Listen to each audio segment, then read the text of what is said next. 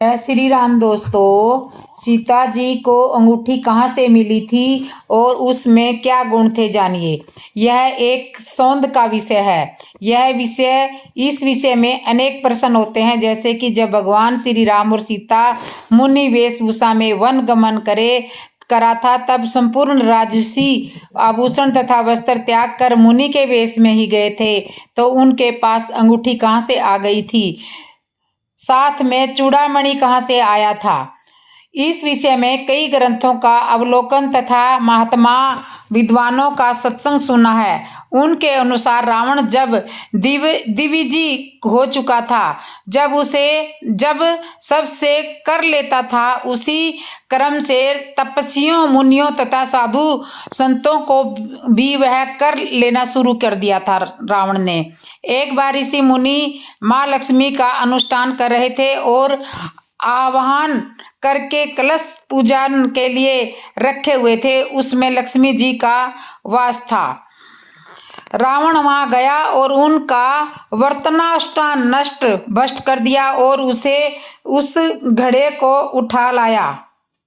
उसी में उन मुनियों का रक्त भी कर के रूप में रखा हुआ था। उसी में उन मुनियों का रक्त भी कर के रूप में रखा हुआ था। साधु संतों के पास तो कोई धन नहीं रहता, अतः वे कहाँ से धन कर के रूप में दे। वह रावण इनको शारीरिक यातनाओं के साथ रक्त निकलवा कर लेता था। इस क्रम पर मुनियों ने तपोबल से एक आश्चर्यमय अंगूठी का निर्माण किया जो नाशकारी थी। उसको उसी रक्त से भरे हुए घड़े में डाल दिया। रावण उस घड़े को लेकर अपने रनिवास के कक्ष में रख दिया। रात्रि में मंदोदरी को प्यास लगी और वह उसी घड़े में रखे हुए रक्त को मुंद्रिका सहित अर्ध निंद्रा में पी लिया। वह समझ नहीं पाई और रक्त के प्रभाव और आवाहित लक्ष्मी के मंत्रों के प्रभाव से वह गर्भवती हो गई। मंत्रों का प्रभाव से उसे तुरंत ज्ञान हो गया कि वह गर्भवती हो गई है और वह बहुत चिंता में हो गई, क्योंकि रावण बहुत दिनों बाद दिग्विजय होकर लंका में आया था। और पुनः दूसरे दिन रावण को प्रसन्न करके कहा, मैंने सुना है कि आपकी गर्जना से स्त्रियों के गर्भ गिर जाते हैं और लोग बेहोश हो जाते हैं, अतः आपकी मैं वो गर्जना सुनना चाहती हूँ। ये बात मंदोदरी ने रावण को कही कि मुझे वो गर्जना सुनाओ जिससे कि औरतों के गर्भ गिर जाते हैं। तब मंदोदरी कहने लगी कि मैं आपकी वो गर्जना सुनना चाहती हूँ। रावण ने न चाहते हुए गर्जना किया। उस समय मंदोदरी ओट में खड़ी होकर सुन रही थी। ओट में खड़ी होकर सुन रही थी और उस गर्जना से वह गर्भपात हो गया। मंदोदरी ने उस गर्भपात को उसी घड़े में डाल दिया। कुछ समय बाद रावण उस घड़े को राजा जनक के यहाँ गाड़ आया था, क्योंकि उसे ऋषियों ने बताया था कि हमारे कलश को मत ले जाओ, नहीं तो विनाश ही होगा। जहाँ यह रहेगा वहाँ विनाश ही होगा। इसी से राजा जनक के यहाँ रख दिया था, क्योंकि वह जनक से शास्त्रों में हार गया था, उसी से ईर्ष्या करता था। इसी से राजा जनक के यहाँ पानी नहीं बरसा और जनक तथा रानी के हल चलाने पर घड़ा बाहर निकाला गया और सीता जी बालिका के रूप में प्रकट हुई। वह अंगूठी उनके हाथ में मौजूद थी, जिसमें सीता के अलावा किसी का अधिकार नहीं था। वह अंगूठी जहां जहां रही वहां विनाश ही होता रहा। उसी के कारण अयोध्या में साथ में राम के पास होने में सीता हरण और बाली वध, और जब पुनः लंका पहुंचने पर लंका में विध्वंस, पुनः लंका आने पर सीता का वाल्मीकि आश्रम में आना और वहां भी विध्वंस होना, अतः यह सब अंगूठी के कारण ही हो रहा था। चूड़ामणि की विषय में बात आती है तो एक बात का और ध्यान दीजिए कि माता अनसुईया ने कुछ ऐसी देवी आभूषण दिए थे जिसमें चूड़ामणि तथा अन्य आभूषण भी थे, जिनको सीता जी ने हरण के समय तोड़ कर ऊपर से फेंका था। वे सब माता अनसुईया ने ही दिए थे सीता जी को। तो इस तरह से राम सीता के पास जो अंगूठी थी वो सीता की उंगली में जन्म से ही थी। रहस्यमयी चूड़ामणि का रहस्य का एक अद्भुत रहस्य आज मैं अपने मित्रों रामायण के वर्णित चूड़ामणि की कथा आज मैं बता रही हूँ। इसमें आप जानेंगे कि कहाँ से आई चूड़ामणि, किसने दी सीता जी को चूड़ामणि, क्यों दिया लंका में हनुमान जी को माता सीता ने चूड़ामणि, कैसे हुआ वैष्णो माता का जन्म। तो जैसे चूड़ामणि कहाँ से आई, सागर मंथन में 14 रत्न निकले। उसी समय सागर से 2 देवियों का जन्म हुआ, रत्नाकर नंदिनी और महालक्ष्मी। रत्नाकर नंदिनी ने अपना तन मन श्री हरि विष्णु जी को देखते ही समर्पित कर दिया। जब उनसे मिलने के लिए आगे बढ़ी तो सागर ने अपनी पुत्री को विश्वकर्मा द्वारा निर्मित दिव्य रत्न जड़ित चूड़ामणि प्रदान की, जो सूर पूजित मणि से बनी हुई थी। इतने में माँ लक्ष्मी का प्रादुर्भाव हो गया और लक्ष्मी जी ने विष्णु जी को देखा और मन ही मन वर्ण कर लिया। यह देख कर रत्नाकर नंदिनी मन ही मन अकुला कर रह गई और सबके मन की बात जानने वाले श्री हरि रत्नाकर नंदिनी के पास पहुंचे और धीरे से बोले, मैं तुम्हारा भाव जानता हूँ। पृथ्वी को भार निर्वत करने के लिए जब जब मैं अवतार ग्रहण करूंगा तब तब तुम मेरी संहारिणी शक्ति के रूप में धरती पे अवतार लोगी। संपूर्ण रूप से तुम्हें कलयुग में श्री कल्कि रूप में अंगीकार करूंगा। अभी सतयुग है, तुम त्रेता द्वापर में त्रिकुट शिखर पर वैष्णवी नाम से अपने अर्चकों की मनोकामनाओं की पूर्ति करती हुई तपस्या करो। तपस्या के लिए विदा होते हुए रत्नाकर नंदिनी ने अपने केस बालों से चूड़ामणि निकालकर निशानी के तौर पर श्री विष्णु जी को दे दिया। विदा होते हुए रत्नाकर नंदिनी ने अपने केस के पास से चूड़ामणि निकाल कर निशानी के तौर पर श्री विष्णु जी को दे दिया। वहीं पर साथ में इंद्र देव खड़े थे। इंद्र चूड़ामणि पाने के लिए ललायित हो गए। विष्णु जी ने वो चूड़ामणि इंद्र को दे दिया। इंद्र ने उसे इंद्राणी के जूड़े में स्थापित कर दिया। संबासुर नामक का एक असुर आया जिसने स्वर्ग पर चढ़ाई कर दी। इंद्र और सारे देवता युद्ध में उससे हार के छुप गए। कुछ दिन बाद इंद्रदेव अयोध्या राजा दशरथ के पास पहुंचे सहायता पाने के लिए। इंद्र की ओर से राजा दशरथ कैकेयी के साथ संबासुर की युद्ध के लिए स्वर्ग आए और युद्ध में संबासुर दशरथ के हाथों मारा गया। युद्ध जीतने की खुशी में इंद्रदेव तथा इंद्राणी ने दशरथ तथा कैकेयी का भव्य स्वागत किया और उपहार भेंट किए। इंद्रदेव ने दशरथ जी को स्वर्ग गंगा मंदाकिनी के दिव्य हंसों के 4 पंख प्रदान किए। इंद्राणी ने कैकेयी को वही दिव्य चूड़ामणि भेंट की और वरदान दिया, जिस नारी के केस पास में ये चूड़ामणि रहेगी उसका सौभाग्य अक्षय तथा अखंड रहेगा और जिस राज्य में वो नारी रहेगी उस राज्य में कोई भी शत्रु पराजित नहीं कर सकेगा उस राज्य को। उपहार प्राप्त करके राजा दशरथ और कैकेयी अयोध्या वापिस आ गए। रानी सुमित्रा के अद्भुत प्रेम को देखकर कैकेयी ने वह चूड़ामणि सुमित्रा को भेंट कर दिया। इस चूड़ामणि की समानता विश्व भर में किसी भी आभूषण से नहीं आकी जा सकती थी। जब श्री राम जी का विवाह हुआ, माता सीता के साथ सौपन हुआ। सीता जी को ब्याह कर श्री राम जी अयोध्या धाम लाए। सारे रीति रिवाज सौपन हुए। तीनों माताओं ने मुंह दिखाई की प्रथा निभाई। सर्वप्रथम रानी सुमित्रा ने मुंह दिखाई में सीता जी को वही चूड़ामणि प्रदान कर दी। कैकेयी ने सीता जी को मुंह दिखाई में कनक भवन दिया था। अंत में कौशल्या जी ने सीता जी को मुंह दिखाई में प्रभु श्री राम जी का हाथ सीता जी के हाथ में सौंप दिया। संसार में सबसे बड़ी मुंह दिखाई और क्या होगी। जनक जी ने सीता जी को राम को हाथ सौंपा और कौशल्या जी ने राम को सीता जी का सीता जी का हाथ सौंप दिया। राम जी की महिमा ही जाने, हम जैसे तुझ दीनहीन अज्ञानी व्यक्ति कौशल्या की माता सीता के प्रति ममता का बखान नहीं कर सकते। सीता हरण के पश्चात माता का पता लगाने के लिए जब हनुमान जी लंका पहुंचते हैं, हनुमान जी की भेंट अशोक वाटिका में सीता जी से होती है। हनुमान जी ने प्रभु की दी हुई मुद्रिका सीता माता को देते हुए कहते हैं, सीता जी ने कहते हैं, मातु मोही दीजिए कुछ निशानी, जैसे रघुनायक तुम्हें दोहिना। चूड़ामणि उतारी तब देऊ हर्ष समेत पवन सुत लेवी। सीता जी ने वही चूड़ामणि उतार कर हनुमान जी को दे दिया और यह सोचकर यदि मेरे साथ ये चूड़ामणि रहेगी तो रावण का विनाश होना संभव नहीं है। हनुमान जी लंका से वापस आकर वो चूड़ामणि श्री राम जी को देकर माता के वियोग का हाल बताया। सीता जी ने किया राजा दशरथ का श्राद्ध।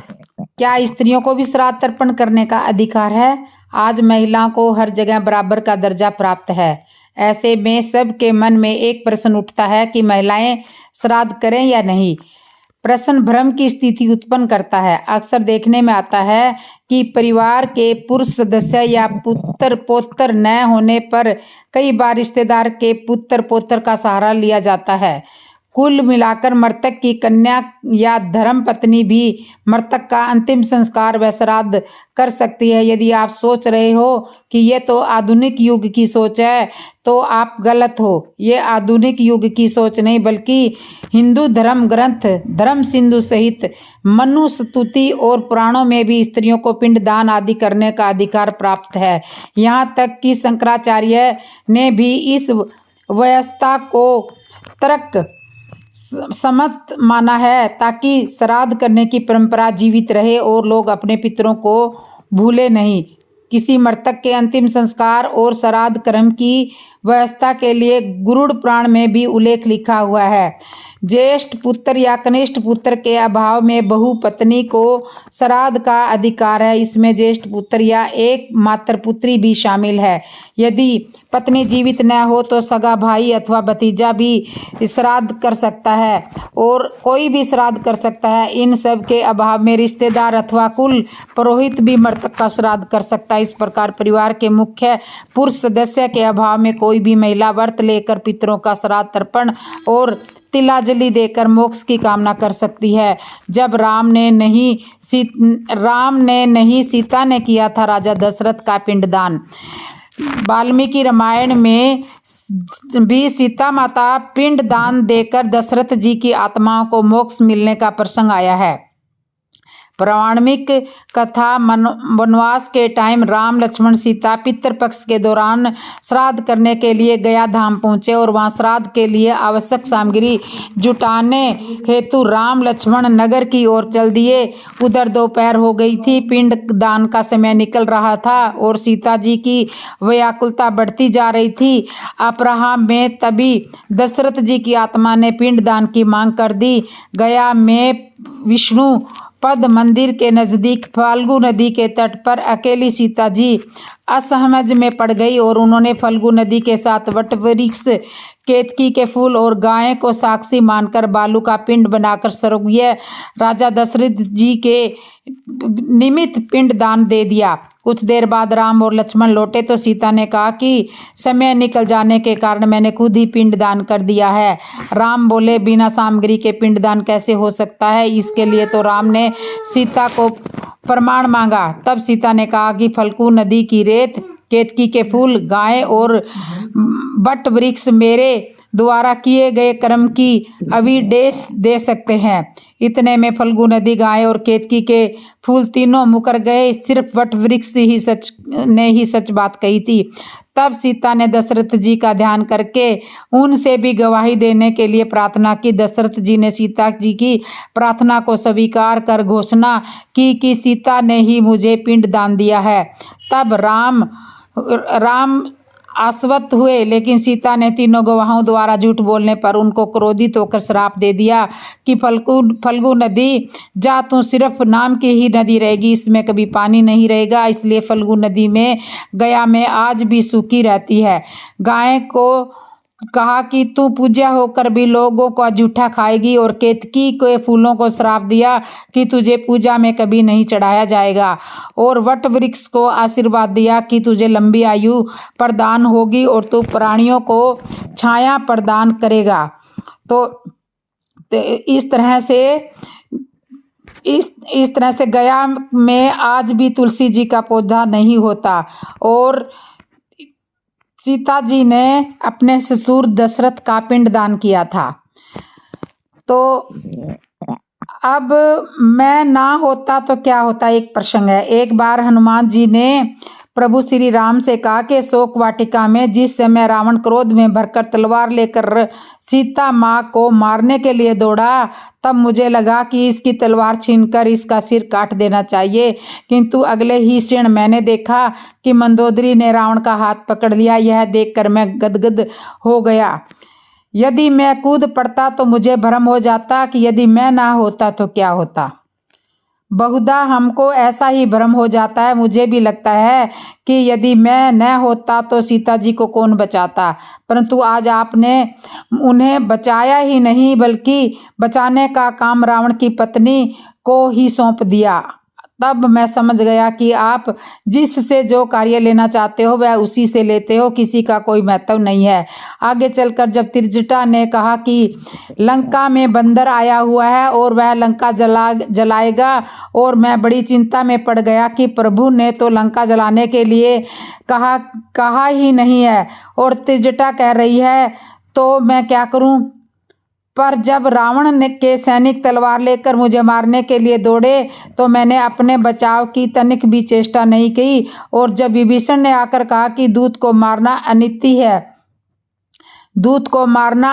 है, तो मैं समझ गया कि मुझे बचाने के लिए प्रभु ने यह उपाय कर दिया है। आश्चर्य की पराकाष्ठा तो तब हुई जब रावण ने कहा कि बंदर को मारा नहीं जाएगा, पर पूंछ में कपड़ा लपेटकर घी डालकर आग लगाई जाए। तो मैं गदगद हो गया कि उस लंका वाली संत त्रिजटा की बात सच थी, वरना लंका को जलाने के लिए मैं कहाँ से घी, तेल, कपड़ा लाता और कहाँ आग ढूंढता। पर यह प्रबंध भी आपने रावण से ही करा दिया। जब आप रावण से ही अपना काम करा लेते हो तो मुझसे करा लेने में आश्चर्य की क्या बात है। इसलिए हमेशा याद रखें कि संसार में जो कुछ भी हो रहा है वह सब ईश्वरीय विधान है और हम आपको केवल निमित्त मात्र हैं। इसलिए कभी भी ये भ्रम न पालें कि मैं न होता तो क्या होता। विभिन्न कथाकारों ने रावण को कामी, क्रोधी, दंभी और निरंकुशी शासक निरूपित किया है, किंतु ध्यान देने की बात है कि जिसमें इतने गुण हो वह क्या कभी देवता द्वारा पोषित उनके कोष के राक्षस कुबेर को परास्त कर अपनी लंका वापस ले सकता था। शिवजी के महाबली गण नंदी को परास्त करना क्या किसी कामी क्रोधी का काम हो सकता था। शिवजी को प्रसन्न कर उसका चंद्रहास खड़ग लेना क्या किसी अधर्मी के बस की बात थी। जिसके तपस्या से प्रसन्न होकर शिवजी को अपना सर्वप्रिय लिंग तक देना पड़ा था, तथा जिसके महल में कालों के काल महाकाल समय विराजमान थे। देवासुर संग्राम में जब मेघनाथ ने इंद्र को परास्त किया था, जब उस समय युद्ध में भगवान विष्णु और शिवजी ने भी भाग लिया था, वे भी क्या रावण को रोक पाए थे। क्षीर सागर में श्री हरि के सुदर्शन चक्र के प्रभाव को जिसने क्षीण कर दिया था, ऐसा महाबली क्या भोग विलास में लिप्त रहने वाला हो सकता है। जब रामेश्वर में राम द्वारा शिवलिंग की स्थापना करने के लिए देवगुरु बृहस्पति जी ने आने में असमर्थता जताई तो रावण ही राम के आचार्य बने। उन्होंने सीता जी को राम के साथ उस यज्ञ में शामिल होने के लिए पुष्पक विमान में बैठाकर तट पर लाए थे। पूजा अर्चना के पश्चात श्री राम से दक्षिणा में मोक्ष मांगने वाले एवं अपने यजमान राम को विजयी भव का आशीर्वाद देने वाले आचार्य रावण क्या तुम्हें मूर्ख प्रतीत होते हैं? मूढ़ो, क्योंकि वे इस युद्ध के परिणामों से अनभित नहीं थे, अपितु प्रभु की इस लीला से वे समय भी उस लीला में सहभागी थे। संयमी आत्मा रावण ने माता सीता को अतःपुर में नहीं रखा। राम का वनवास खंडित न हो, अतः अशोक वन में सीता को स्त्री रक्षकों की पहरेदारी में रखा। लोगों के अनुसार सीता को धमकाने वाले कथित कामी रावण ने सीता जी द्वारा उपवास किए जाने के बावजूद बलपूर्वक कदापि नहीं किया। वह उसकी सहनशीलता और संयमशीलता का प्रत्येक परिणाम है। सीताहरण के पूर्व शूर्पणखा के नाक कान काटे जाने के प्रतिशोध रूप में नीति पालक रावण ने वनवासी राम पर आक्रमण नहीं किया। उन्हें अपनी सेना बचाने की आवश्यकता ढूंढने की पूरी कला विधि थी। रावण से रक्षा हेतु राम को अमोद द्वितीय शत्रुत का मंत्र देने वाले ऋषि अगस्त्य का यह कथन हमारे नेत्र खोल देने वाला होगा। हे राम, मैं अपनी संपूर्ण तपस्या की साक्षी देकर कहता हूँ कि जैसे कोई पुत्र अपनी बूढ़ी माता की देख रेख करता है, वैसे ही रावण ने सीता का पालन पोषण किया था। युद्ध के दौरान राम और रावण दोनों ही शक्ति की पूजा की थी। माँ ने दोनों को दर्शन दिए, पर राम को वरदान दिया विजयी भव का और लक्ष्मण को कल्याण हो, अर्थात रावण का कल्याण असुर योनि से मुक्ति में ही हुआ। सबसे बड़ी बात, यदि रावण बुराइयों का पुतला होता तो क्या वह सर्वज्ञ साक्षात विष्णु के अवतार अपने ही अंश लक्ष्मण को रावण से ज्ञान देने भेजते? कलयुग का मनुष्य कितना मूर्ख और तुझ सोच वाला हो गया है। सीता जी को आदि शक्ति का अवतार भी कहा जाता है और यह भी कहता है कि रावण ने देवी सीता का छल पूर्वक हरण किया है। हे मूर्ख धीराजो, रावण अपनी और अपने कुटुंब के मोक्ष की प्राप्ति के लिए देवी सीता को बलपूर्वक नहीं बल्कि आग्रह करके आदरपूर्वक लंका लेकर गया था, क्योंकि देवी सीता समय आदि शक्ति का अवतार थी और उनसे समय ब्रह्मा विष्णु महेश भी नहीं जीत सकते थे। तो रावण देवी सीता को हरण कैसे कर सकता था? लेकिन कुछ मूर्ख बिना किसी तर्क के बोलते हैं कि रावण ने देवी सीता का छल पूर्वक हरण किया था। अब ध्यान से सुनो। जैसे केकई भगवान राम से अपने पुत्र से अधिक स्नेह करती थी और देवताओं के षड्यंत्रों से सरस्वती जी ने उनके प्रेम पर ईर्ष्या हावी कर दी, जबकि समय केकई ने राम के यशो कीर्ति एवं विश्व कल्याण में अपने ऊपर लाछन लेना स्वीकार किया, क्योंकि वो जानती थी कि यदि राम वन नहीं जाते तो केवल राजा बनकर ही रह जाते, मर्यादा पुरुषोत्तम श्री राम नहीं बनते। किंतु इतना बड़ा बलिदान देने के पश्चात भी वह कलंकित हुई। वैसे भी रावण को षड्यंत्र पूर्वक पाप में लिप्त किया गया एवं छल पूर्वक मारा गया। इसके 3 बड़े कारण थे।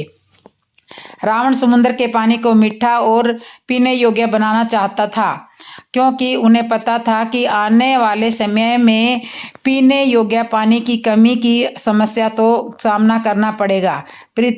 रावण पृथ्वी और सर्वलोक के बीच सीढ़ी बनाना चाहते थे, ताकि कोई भी सशरीर स्वर्ग जा सके एवं पिता के रहते पुत्र की मृत्यु न हो, ऐसा नियम बनाना चाहते थे। इंद्रदेव रावण की योग्यता से परिचित थे। यही कारण था कि वह रावण की इस इच्छा से भयभीत रहते थे, कहीं इन सब के कारण रावण कहीं देवलोक का सम्राट न बन जाए। सर्वविदिता है कि देवताओं द्वारा पक्षपात सदा से होते हैं और असुरों से सदा ही छल किया जाता है, वरना साधारण प्राणी रावण को जब देवी सीता के हरण का दंड दिया जा सकता है, तो भगवान होने के बावजूद देवराज इंद्र को सती अहिल्या के साथ छल पूर्वक संबंध बनाने के अपराध में केवल श्राप देकर ही क्यों छोड़ दिया गया? चंद्रमा ने गुरु बृहस्पति की पत्नी से लक्ष्य पूर्वक यौनाचार किया तो उन्हें भी केवल श्राप देकर छोड़ दिया गया। दोनों आज ही पूजनीय ही है, न पच्युत हुए, न ही पूजन का अधिकार छीना गया और न ही बुराई के प्रतीक माने गए, जबकि देवताओं का उत्तरदायी एवं कर्तव्य सर्वोच्च होता है। यहाँ तो पक्षपात हुआ है न। और तो और रावण के साथ तब भी अन्याय हुआ जब वो भगवान विष्णु के द्वारपाल थे। अपना कर्तव्य निभाते हुए श्राप के भागी बने। अगले जन्म में भाई द्वारा छल पूर्वक यज्ञ में विघ्न डालने पर श्राप मिला। फिर जब रावण जन्म में भी उन्होंने अपनी शिव शक्ति एवं महाज्ञान में सबको अचंभित कर दिया तो पुण्य छल पूर्वक संहार हुआ। दूसरी बात ये कि रावण कोई खलनायक नहीं थे, प्रतिनायक थे राम के। उनके भी जन्म का उद्देश्य संसार को मर्यादा पुरुषोत्तम श्री राम जी से परिचित कराना ही था। रामायण में रावण के बिना राम का कोई अस्तित्व नहीं होता और केवल अयोध्या नरेश होकर रह जाते यदि रावण का वध न किया होता। तीसरा पल्लू ये कि रावण स्वार्थी नहीं थे, सर्व कल्याण के विषय में सोचते थे। न्याय तो समय राम के हाथों मारे जा रहे थे किंतु उन्हें संपूर्ण राक्षस जाति का उद्धार करना था। अतः उन्होंने यह योजना बनाई एवं एक राजा होने के उत्तरदायित्व को पूरा किया। अपनी प्रजा को हरि के हाथों में मुक्ति दिलाई, तब समय भी मोक्ष को प्राप्त हुए। यदि रावण महात्मा एवं ज्ञानी न होते तो समय हरि के अवतार श्री राम अपने अनुज लक्ष्मण को उनके समक्ष ज्ञान प्राप्त करने को न भेजते। जब श्री राम ने समय रावण का अंतिम संस्कार किया एवं कहा कि रावण के मृत्यु के साथ ही उससे शत्रुता समाप्त हो गई, वह बैकुंठ को जा पहुंचा, तो फिर तुम लोग कौन होते हो रावण के कर्मों का हिसाब करने वाले? आज तो तुम महात्मा रावण का पुतला दहन कर रहे हो। तुम्हारी औकात क्या है? इस कलयुग में बड़े बड़े महात्मा भी भगवान की दिन रात भक्ति करके भी एक दर्शन नहीं कर पाते।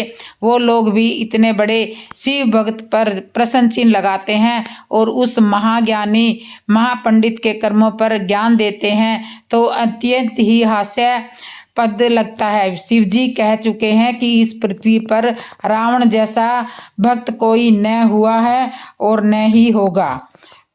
तो इस तरह से आपको रावण के बारे में बताया। विश्वामित्र जी को देख के राजा दशरथ क्यों भयभीत हो गए थे? मित्रों, कथा में अब तक हमने सुना था कि भगवान श्री राम का बाल्यकाल अयोध्यापुरी में माता सीता के आनंद प्राप्त करते हुए बड़े आनंद से बीता। चारों भाई कुछ बड़े हुए तब गुरु वशिष्ठ जी के यहाँ विद्या प्राप्त करने के लिए गए और बहुत कम समय में सारी विद्याओं में निपुण होकर वापस राजमहल में आए। उसी समय वन में राक्षसों का बड़ा आतंक था। ऋषि मुनि बहुत परेशान थे। राक्षस ऋषि मुनियों के यज्ञ विध्वंस कर देते थे, उन्हें मार देते थे, खा जाते थे। रावण के अत्याचारों ऋषि मुनि सब भयभीत थे।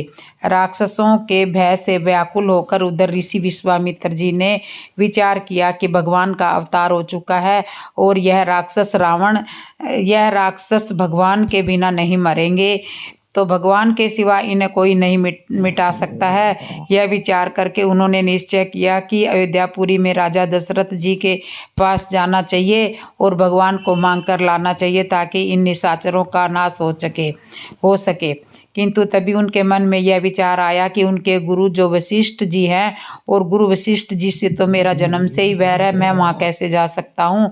किंतु जाना तो पड़ेगा। गोस्वामी तुलसीदास जी कहते हैं कि संत की यही महिमा होती है कि जन कल्याण के लिए वह अपने मान और सम्मान की भी परवाह नहीं करते हैं।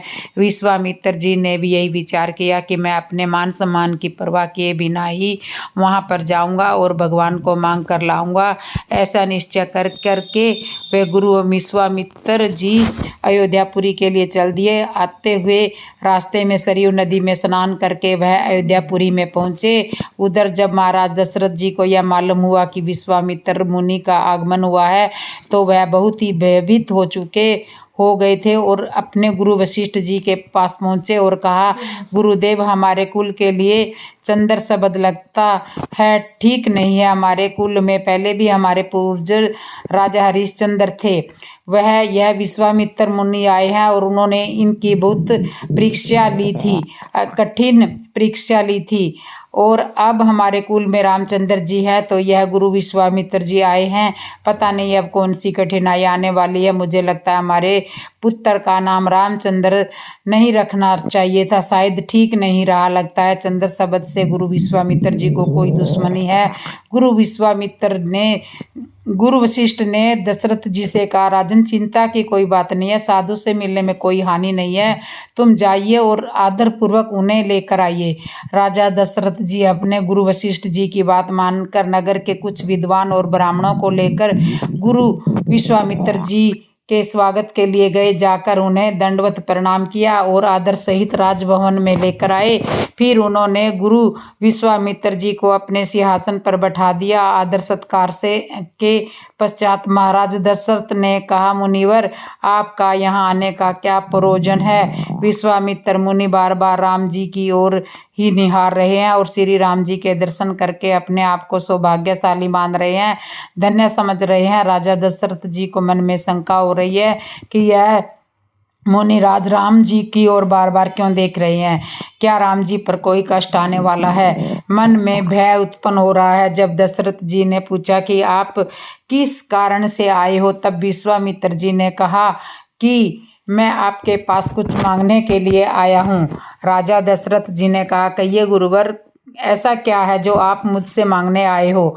मैं खुद मांगो, मैं जो आप मुझसे मांगोगे और मैं ना दूं, आपके मांगने में विलंब हो सकता है, किंतु मेरे देने में कोई विलंब नहीं होगा। आप निश्चित होकर मांगिए, सब कुछ आपका ही तो है। विश्वामित्र जी ने कहा, राक्षस हमारा यज्ञ पूर्ण नहीं होने देते, यह विध्वंस कर देते हैं, बहुत त्रास देते हैं। दशरथ जी ने कहा कि इतनी सी बात है तो चलो, मैं अपनी सेना लेकर आपके साथ चलता हूँ और राक्षसों का विध्वंस कर दूंगा, उन्हें मार दूंगा। विश्वामित्र जी ने कहा, महाराज उन्हें मारना नहीं है, यदि मारना होता तो श्राप देकर मैं ही उन्हें मार देता।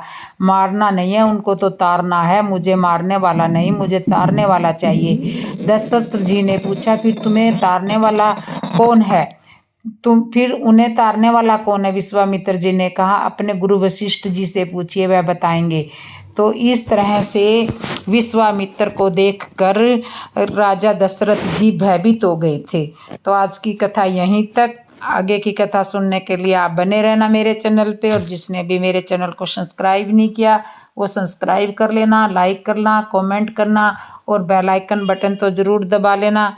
बोलो जय श्री राम दोस्तों।